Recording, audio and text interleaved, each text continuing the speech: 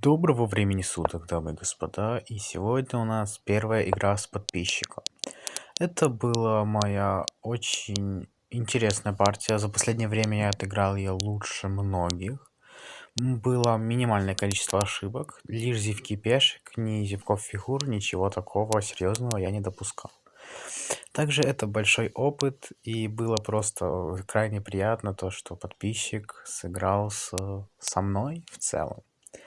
Поэтому спасибо каждому. А кто тоже хочет сыграть, телеграм-канал всегда закреплен в комментариях.